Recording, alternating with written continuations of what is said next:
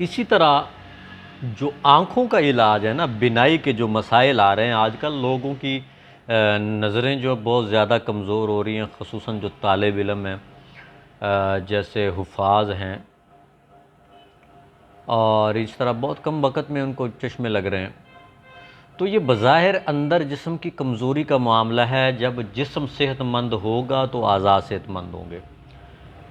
تو اسی طرح یہ ذہن میں رکھیں کہ کائنات کے اندر جو ہماری کیفیات چل رہی ہیں، جیسے خشکی ہے، خشکی کا موسم آ جاتا ہے، گرمی ہے، گرمی کا موسم آ جاتا ہے، سردی ہے، سردی کا موسم آتا ہے، اسی طرح تری ہے، برسات کا موسم ہوتا ہے. تو جس قسم کے اثرات ہماری آنکھوں کے پردوں پہ پڑتے ہیں نا، اسی قسم کی کیفیات جو ہیں وہی اثرات ہمارے جسم میں سرزد ہوتے ہیں. مثال کے طور پہ اگر سردی کی کیفیت بڑھ جاتی ہے نا، تو ہمارے جسم کے اندر آنکھوں کی جو پتلیاں ہیں وہ سکڑنی شروع ہو جاتی ہیں. کائنات کا یہ سسٹم ہے کہ سائنس کا اگر غور سے پڑھیں نا سائنس کو، تو سردی سے ہر چیز سکڑ جاتی ہے، آنکھ کی پتلیاں سکڑ جاتی ہیں، دیکھنے میں مسئلہ آ رہا ہوتا ہے، نظر کمزور ہو رہی ہوتی ہے. اور خشکی سے ہر چیز پھٹ جاتی ہے، ہماری آنکھوں کے اندر سرخ رنگ کے نشانات پڑنے شروع ہو جاتے ہیں، خون کی شکل آنی شروع ہو جاتی ہے، کھنچ جاتی ہیں، نیند کا مسئلہ آنا شروع ہو جاتا ہے، اور شدت میں ہو تو خون بھی آنا شروع ہو جاتا ہے. جبکہ سردی کی شدت ہو تو آنکھوں کے اندر سے پانی بہہ رہا ہوتا ہے، جیسے زکام کی ایک شکل ہوتی ہے. اسی طرح گرمی سے ہر چیز پھیل جاتی ہے. آپ لوہے کو اگر دیکھیں تو گرم کریں پھیل جاتا ہے، درجہ حرارت ملنے پہ پارا پھیل جاتا ہے، وہ پھیل جاتا ہے. تو آنکھ کی پتلی بھی پھیل جاتی. آنکھ اگر باہر کی طرف ٹیڑھی ہو رہی تو یہ گرمی سے پھیل رہی ہے. سائنس کا سادہ سا قانون ہے. ہم اگر علم کو اس کا حق ادا کرنے کے لیے پڑھیں تو ہر وقت ہمیں کام دے رہا ہوتا ہے. اور تری سے ہر چیز پھول جاتی، جیسے کوئی لاش ڈوبتی ہے نا تو وہ پھول جاتی، گوشت جو ہے اس کو پانی لگایا جائے تو وہ پھول جاتا ہے. تو جو اس کا غذائی علاج ہے نا اس پہ ہم بات کریں گے، لیکن سب سے پہلے ہم اس چیز پہ بات کریں گے کہ علاج بالتدبیر جو ہے نا یہ سب سے بیسٹ علاج ہے. کہ کسی بھی مریض کو اتنی سہولت دو کہ وہ اگر غریب ہے یا امیر ہے، اس کی باڈی کا میکنزم اس طرح کریٹ کریں کہ اس کا سیلف ڈیفنس کریٹ ہو جائے، اس کی امیونٹی یا اس کی وائٹلٹی جو ہے وہ اتنی بڑھ جائے، خود بخود بوسٹ ہو، اور وہ بیماریوں کے خلاف لڑنے کے لیے خود قوت پیدا کر لے. اس کے لیے جو میرا ذاتی جو کلیہ ہے نا علاج بالتدبیر کا، وہ یہ ہے کہ سب سے پہلے گرم پانی کر لیں. اگر تو وہ سردی اور تری کا مریض ہے نا تو اس کے لیے کیا کرنا کہ تھوڑی سی ریت لیں، اس کو گرم کریں. ریت کو گرم کرنے کے بعد اس کو آپ کسی پوٹلی میں ڈال کے اس کے شولڈر کی ٹکور کریں، پھر ریڑھ کی ہڈی کی ٹکور کریں. اس سے اس کے حرام مغز کے ساتھ ساتھ اس کے اعصاب شرکیہ اور خبر رساں کے ساتھ حکم رساں اعصاب کی اصلاح ہو جاتی ہے. پھر جب وہ ریت ٹھنڈی ہونے کے قریب ہو، برداشت کے قابل ہو، تو یہ پیچھے سے کر کے آگے لا کے ٹکور کی جائے، اور یہاں آ کے ان حصوں کی پورے چہرے کی ٹکور کر کے تھوڑی سی آنکھوں کے مقام پہ ٹکور کریں گے. وہاں کا رکا ہوا پانی نچوڑ کی صورت خارج ہوگا، جیسے آپ کپڑے کو نچوڑتے ہیں نا، تو اس سے آنکھوں کے پردوں کے اندر رکی ہوئی رطوبات خارج ہونا شروع ہو جاتی ہیں، اور مقوی بصر کیفیت صورت پیدا ہو جائے گی. اور اس طرح آنکھوں میں بتدریج آنسو بڑھ جاتے، پانی زیادہ آنا شروع ہو جاتا. پریشان ہونے کی ضرورت نہیں ہے. اور اس کے ساتھ اگر تو وہ کوئی خشکی اور گرمی کا مریض ہو، اس کی پتلیاں سکڑ چکی ہوں، خشکی آ چکی ہو، پھٹ رہی ہوں، درد ہو رہا ہو، درد شقیقہ ہو، یعنی کہ شقیقہ درد ہوتا ہے بائیں طرف، گرمی کے بڑھنے سے ہوتا ہے. جیسے جیسے دھوپ نکل رہی ہے درد بڑھ رہا ہے بائیں طرف کا، جیسے جیسے دھوپ کم ہو رہی، صبح کے وقت کم ہوتا ہے، رات کے وقت کم ہو جاتا ہے، یہ بائیں طرف سے شروع ہوتی ہے. یہ شقیقہ ہوتا ہے، یہ گرمی سے بڑھتا ہے. جسم کا رنگ پیلا ہونا شروع، پیشاب کا رنگ پیلا، منہ کا ذائقہ کڑوا. جبکہ درد اعصابہ جو ہے یہ دائیں طرف ہوتا ہے، یہ ادھر. اور یہ سردی کے بڑھنے سے رات کو زیادہ ہو گیا، سردیوں میں زیادہ ہو گیا، تو یہ دائیں طرف ہوتا ہے. اس میں زکام کی کیفیت، آنکھوں میں ناک سے ہر ٹائم زکام رس رہا ہے، پیشاب کا رنگ سفید ہوتا ہے، غذا کچی نکل رہی ہوتی، بھوس ڈکاریں آ رہی ہوتی.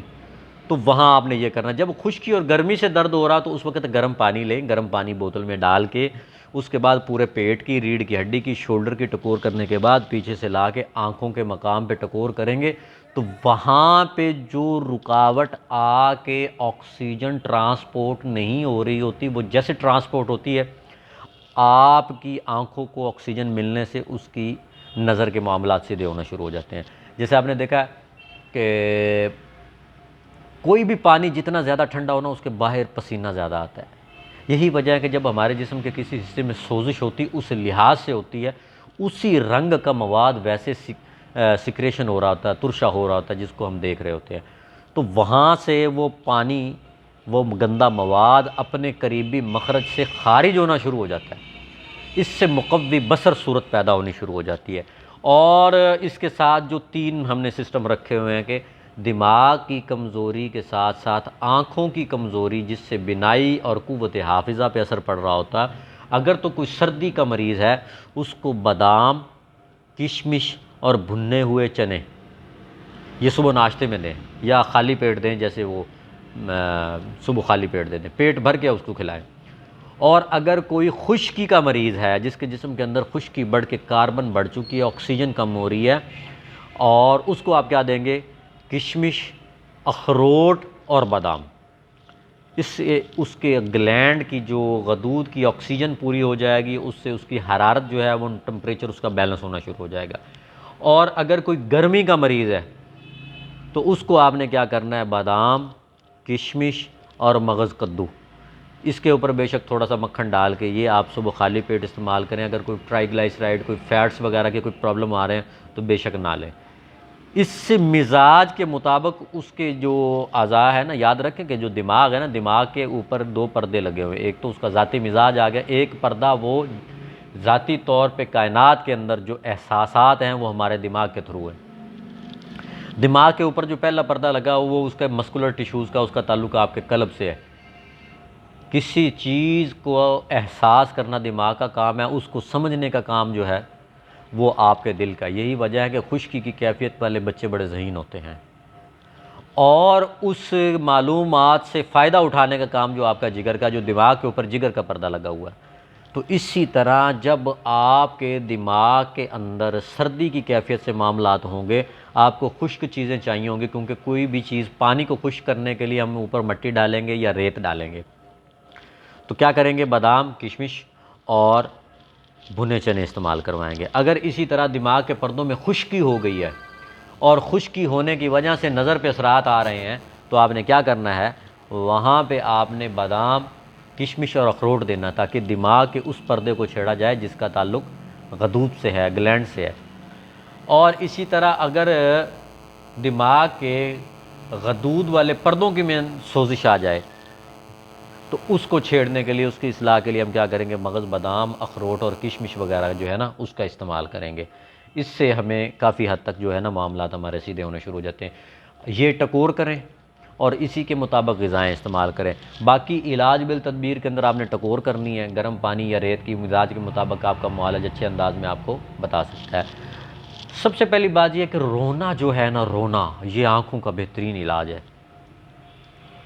آپ محفل نعت میں جائیں، رسول اللہ صلی اللہ علیہ وسلم کی نعت پڑھیں، ان کے احسانات یاد کریں، آپ کے لیے مانگی ہوئی ان کی دعائیں یاد کریں، اور پھر روئیں۔ آنکھوں کے اندر جو نمک ہے، وہ جو آپ کی تحلیل پیدا کر کے خراب کر رہا ہے، وہ جیسے ایکسکریٹ ہوگا، آپ کا ایکزوکرائن پورشن کھلے گا، آپ کا مواد ایکسکریٹ ہونا جیسے شروع ہوگا، آپ کا اندر کا مواد خارج ہونے سے آپ کی آنکھوں کے اندر مقوی بصر صورت پیدا ہو جائے گی۔ دوسرا کیا ہے؟